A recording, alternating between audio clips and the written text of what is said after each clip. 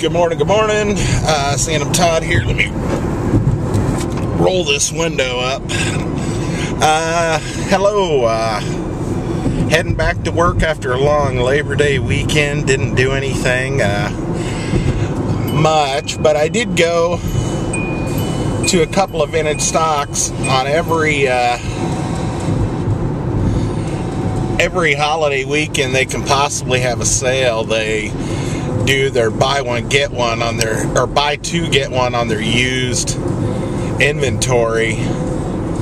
And I've been playing Fallout 3, the Game of the Year edition, for like a long time. I may have told you guys I haven't stepped up to the PS4, the Xbox One. I just don't see the point when I have so many games backlogged, good games to play, that I see no reason. And I decided I wanted to start something new, so I don't know, I was like, well, why not go buy more games that you haven't ever played before? And I hadn't bought any games in a while, except at the pawn shop. And so I decided to go, and I went to the vintage stock that's here in my hometown here in Independence, and went in and looked around.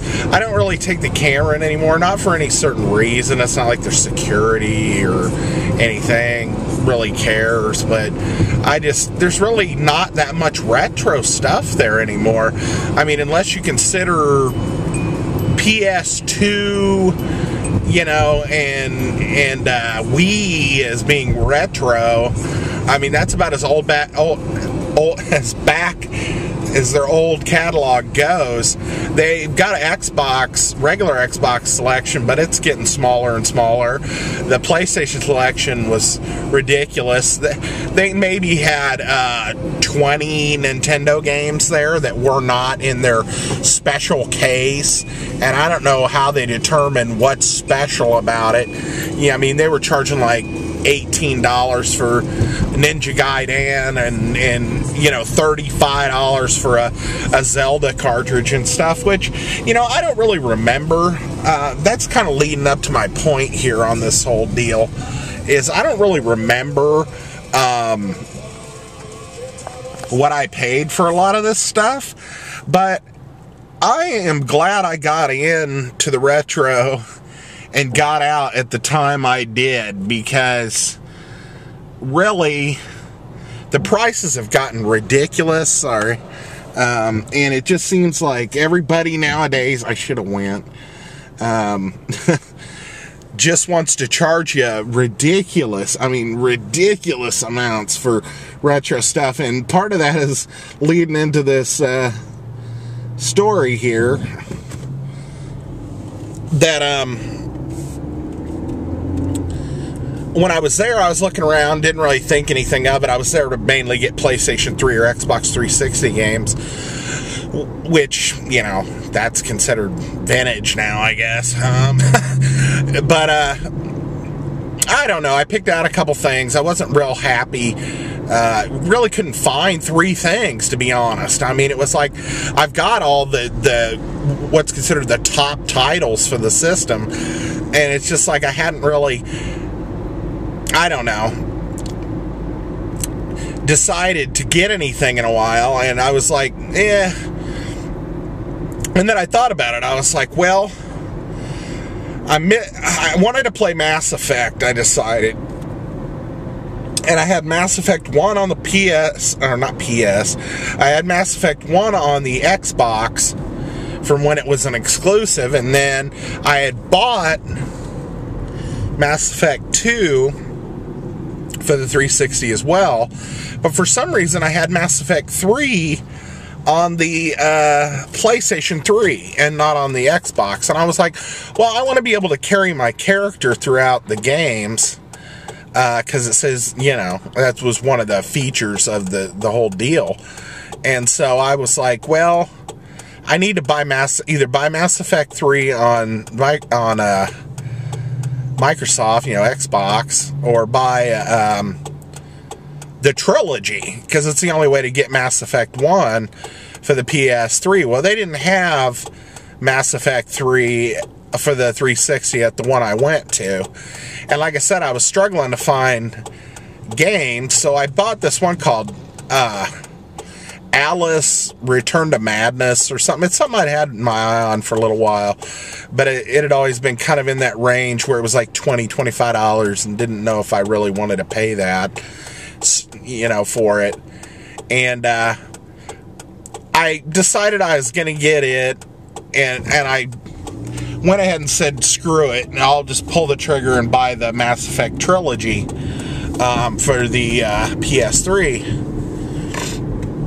And then I bought, I got a free game, so I decided to get the HD Shadow of the Colossus, which I don't know why, because I have Shadow of the Colossus on the PS2, and, you know, I beat the most of the Colossi, I guess is what it is, I have ever beaten is like 5 or 6.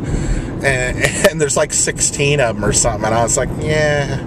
And I stuck it in and did kind of mess with it, and I'm like, yep, this is still the same game. It looks a little better, but, you know, I still don't have the interest in it, I guess. But it also has the game Ico with it, and I decided, well, I'd like to give that a go.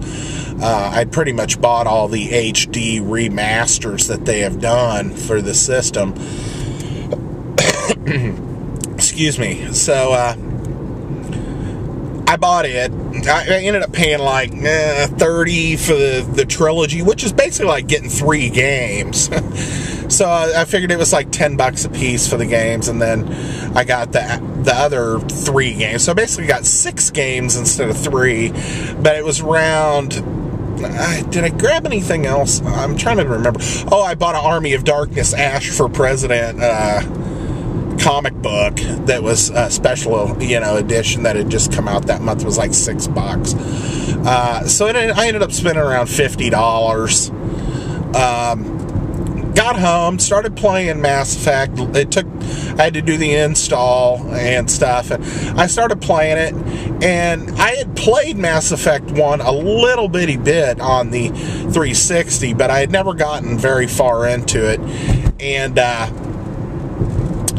so I started playing it, and the first thing I noticed when I was playing the PS3 version was the mouth sync seemed a little off, a little more off than I remembered it. In a couple of scenes. It wasn't every scene, but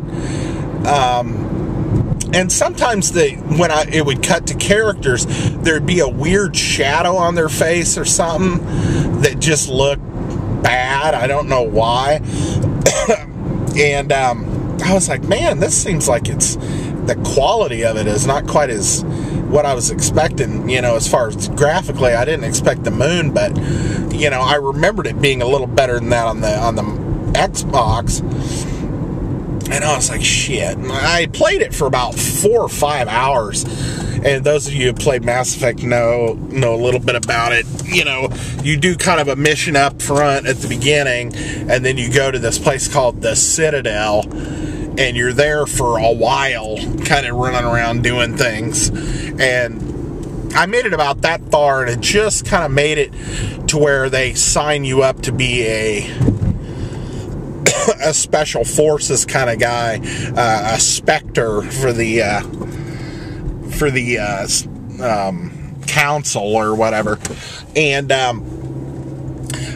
she goes to give this speech on the ship before they take off, and there's different cues you can do and stuff, and I'm picking the cues, but the audio is like dropping out while I'm trying to play it, and it seemed like it was just taking a long time to load, and the audio dropped out, and that weird shadow on their face, and I was just like, you know what, fuck it, I'm gonna go buy Mass Effect 3 at another vintage stock for the 360. And no, I didn't take the other one back. I decided to keep it, but I decided, since I was going to do that I was going to trade off some games, which I normally don't do, but there was some that I'm just like, I either had doubles of, or it was just like, they're games that I know I'll never play. I had this game called Vanquished or something for the PS3, a game called Mind Jack, an extra copy of Heavenly Sword. I'm trying to think. I had a couple other games. This game called Lair.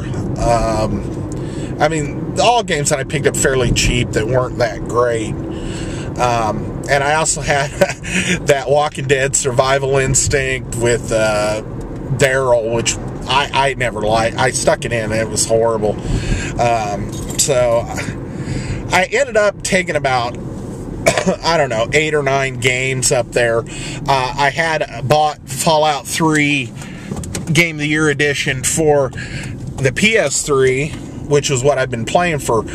I think it said I had logged like 171 hours or something, but I've done pretty much everything you can do except beat the main storyline.